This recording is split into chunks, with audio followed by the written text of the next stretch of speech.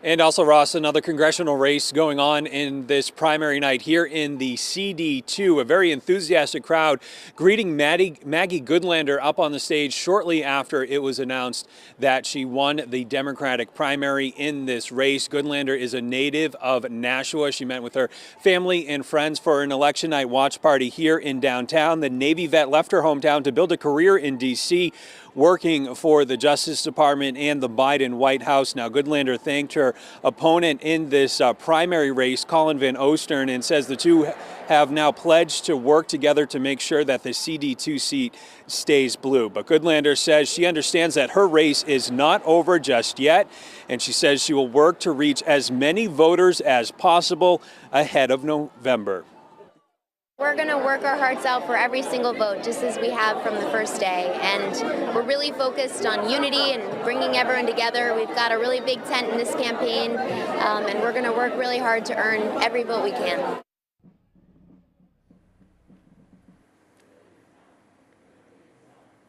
Republican nominee Tang Williams held a private watch party tonight at her home in Ware. She served as a assistant professor for law for a university in Shanghai, China. She's also worked as a social worker, and Tang Williams says she is running for Congress to protect the New Hampshire way of life. But again, it'll be Maggie Goodlander and Lily Tang Williams going head to head in the November general election for the 2nd Congressional District. Reporting live tonight in Nashua, I'm Tim Callery, WMUR News 9. Tim, thank you. Back here with Political Director Adam Sexton. So, Adam, let's pick up with the race we're still waiting for, the counting going late into the night for the Republicans in the 1st District. Yeah, and Steve, there's this peculiar drama that's generated on election night where town-by-town results come in a certain order. It has no real bearing on the actual outcome of the race because it's in totality, but we're seeing it and saying, okay, where are these towns, who's coming in? And with Joe Kelly Levasseur and Russell Prescott, Joe Kelly Levasseur has this Manchester base, and that's come in. Russell Prescott has been elected to office over the span of 2 decades. What we're seeing right now with that lead that he has is probably the result of people knowing that name, having voted for him in some of those towns that were in his executive council district, in his state senate district, and people just knowing him generally in the Republican Party over time. Now, Joe Kelly Levasseur has, a media presence, a real active Facebook page in conservative circles. So this is anyone's guess what's going to happen here, but that lead for Prescott could survive just based on the weight of his experience in years. And then briefly, either one of them ends up facing an incumbent, always a tall task. Chris Pappas is a behemoth right now. It's going to be hard for whoever wins that nomination. Okay, and let's flip to the other district. Let's talk about the 2nd, where Lily Tang Williams is now the Republican nominee in that district. Let's talk about this race, Adam. We'll talk about this from the perspective of biography, and we've talked about it before. Yep. She has this amazing story, a survivor of Chinese communism. And what's really interesting about this, Steve, is that Maggie Goodlander, her opponent, also talks a lot about China and the ways she wants to stop China. It's going to be interesting to see in this race with the advantage that the Democratic candidate has automatically in CD2 if Goodlander tries to cozy up in a way and agree with Lily Tang Williams on these issues regarding China and the Chinese Communist Party.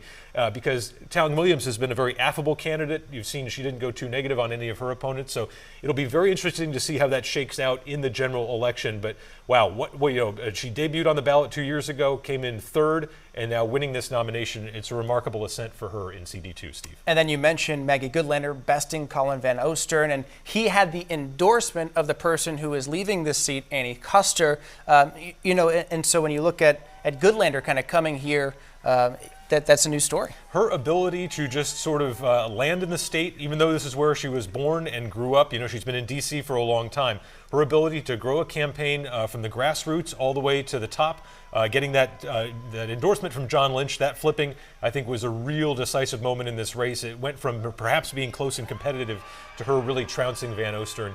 And a tough loss for Colin Van Ostern. He was the Democratic nominee in 2016, tried to unseat Bill Gardner for Secretary of State in 2018, and now he loses this primary.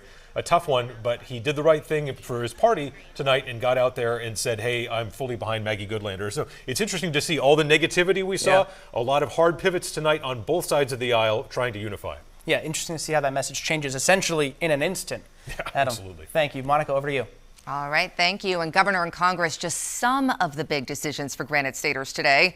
News 9 is following races like this all down the ballot. Results still coming in from around the state, and we are following them all on WMUR.com and our app. Our digital team is publishing the results right now in real time as they come into our newsroom.